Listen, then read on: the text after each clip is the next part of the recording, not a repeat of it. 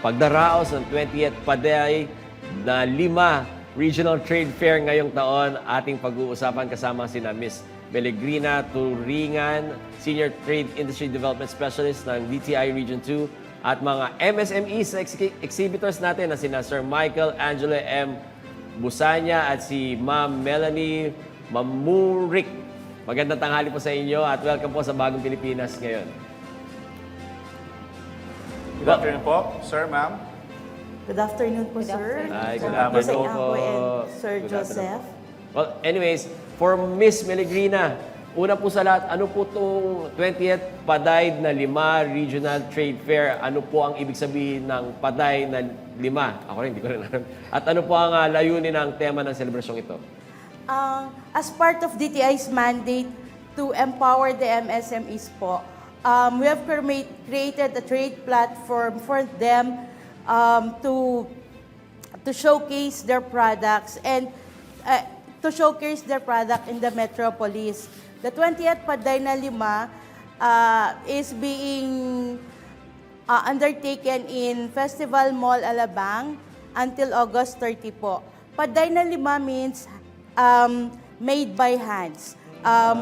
It is a local it is a strategic trade platform wherein the local artisans and farmers of Region 2 are created to become globally competitive po.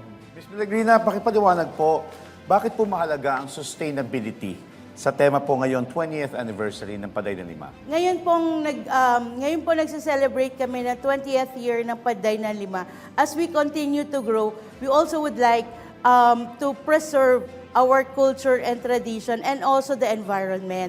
So that yung green trade na purpose po ng aming Paday na 5 this year, yun po yung aming theme.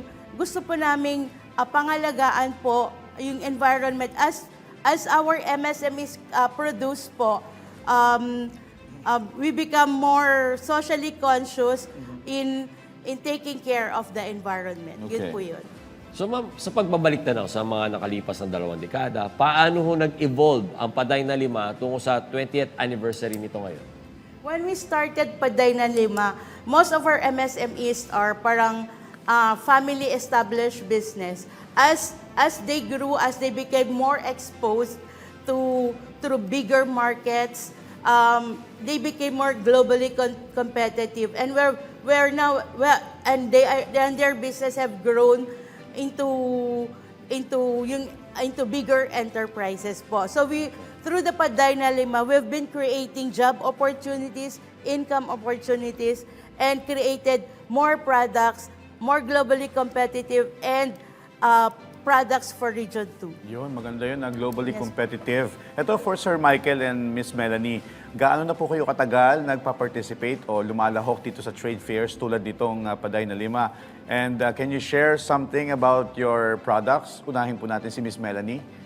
Hello po, sir. Bali kami po sa Hot Heads Food Products ay 4 years na po kaming nag-join ng Paday na 5.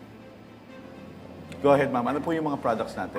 Yung mga products po namin sa Hot Heads is yung mga hot sauce, spicy ice cream, toyo ice cream, onion ice cream, and mga chili oils. Toyo ice cream. Yes, sir. Okay. Spicy ice cream. Parang paborito ng asawa ko yan. Toyo ice cream. Hindi, pero ito Ako kay yung Sir toyo Michael.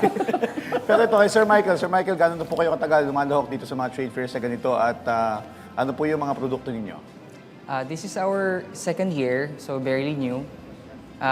We have products like condiments then and a beverage concentrate like spiced vinegars.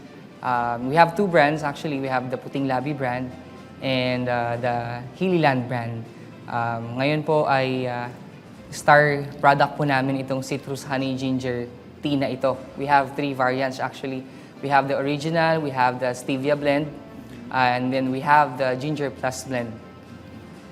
Ang galing ng puting labi brand. Ano, nakakaputi ba ng labi to pag kinakain mo? Dahil maasim, no, yung vinegar. Okay. Ako hindi pa rin ako maka-get over dun sa toyo ice cream. Pero Ito naman ang tanong natin bilang participant or exhibitor ho ng Paday na Lima. Ano ho yung assistance or tulong na naibahagi na ho ng DTI, particularly ang Region 2, sa inyong mga produkto po? Unahin natin, Ma'am Melanie ulit. Sa labeling po, enhancing, yung mga IPOs, FDA na paperworks, marketing strategies, halos lahat po na itulong ni DTI sa amin.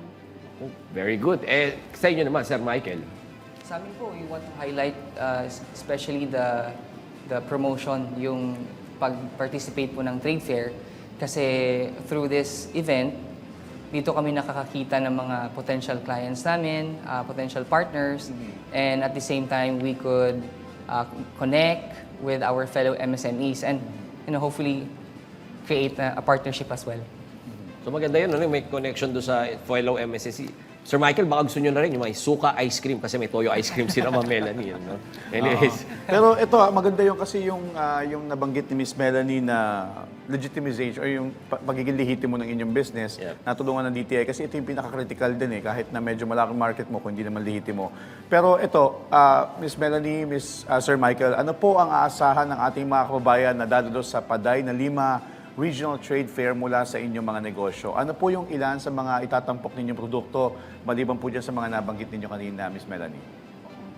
Sa amin po sa Region 2, marami po kayong madidiscover na innovative products from Batanes, Vizcaya, Quirino, and Isabela. Marami po kayong makikita po pag pupunta po kayo doon sa Festival Mall Alabang. Okay. Sir Michael? Asahan po natin na makakakita po tayo ng mga lokal na quality products from Cagayan Valley na pwede po nating gamitin for our household or yung commercial use po natin. So, kahit medyo malayo-layo po kami, pero we can actually produce quality local na products. Tsaka hindi lang produkto ang matitikman nila dito, kundi yung inyong kultura. Tama po. Yes. Alright. So, kay Ma'am Miss Meligrina naman, para sa ating mga kababayan na naisong dumalo, ano-ano pa po ba ang mga itatampok at aasahan nila mula sa Paday na Lima Regional Trade Fair ngayong taon? At ano-ano yung mga highlights at celebration dito? Yun po, kung kayo po ay dadalo sa Paday na Lima until August 30 po, hindi lang yung produkto ng Region 2, pati yung kaluluwa ng Region 2 ang makikita nyo. Kasi nandun po lahat yung rich heritage po ng bawat probinsya. May mga provincial pavilion po kasi doon na nandun po lahat yung rich heritage ng bawat probinsya ng Region 2 from Batanes, Cagayan, Isabela, Nueva Vizcaya, and Quirino.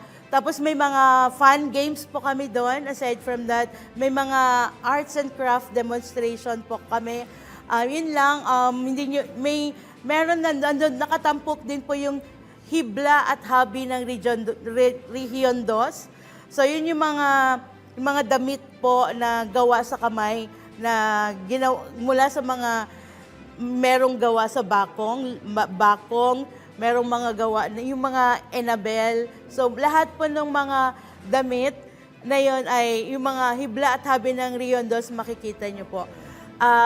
Tapos on behalf po of our Regional Director, Maria Sofia Narag, and our Assistant Regional Director, Attorney Michael Pagaba, would like to invite you po to come and visit and enjoy Region 2. You'll not only see our products, you'll also see the soul of Region 2. Yun, Soul of Buti na Region naman, 2. Magaling magpaliwanag si Ma'am Meligrina. Kinilibutan si Jose Caboy nung sinabi ni Ma'am na kaluluwa ng Region 2. Pero ang iba. sinasabi ni Ma'am yata, pag pumunta kayo sa fair, para kayo umikot na rin sa Region 2 dahil doon sa mga produkto. Yep. Miss Meligrina, hingi na rin po kami ng detalye dito po sa Sustainable and Innovative Product Awards. Ano po yung mga bagong parangal para sa mga MSMEs ngayong taon? Yung mga Sustainable and Innovative Product Awards po namin.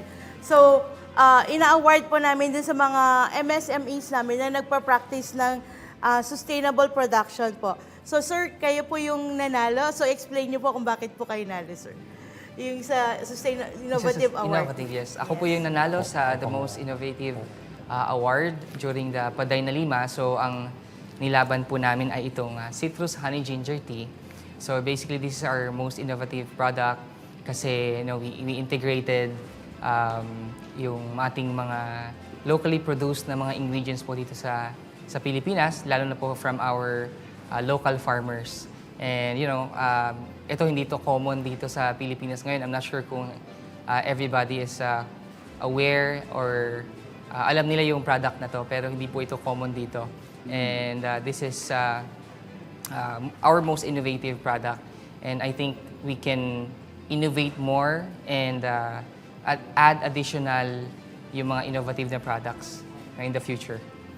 So, Ma'am Melegrina, mensahe nyo na lang po sa lahat. Paanyaya, of course, sa ating mga kababayan na nakatutok sa atin ngayon, paano sila makakadalo dito sa Paday na 5 Regional Trade Fair ngayong taon?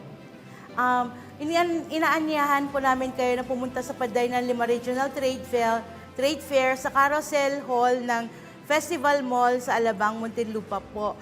Doon po makikita nyo po ang lahat, hindi lang produkto po ng Region 2, nandoon din po yung mga tourist destinations ng Region 2 kasi may mga kapartner din namin yung DOT. So nandun po, may po-promote po namin, hindi lang po yung mga produkto namin, mga tourist destinations namin.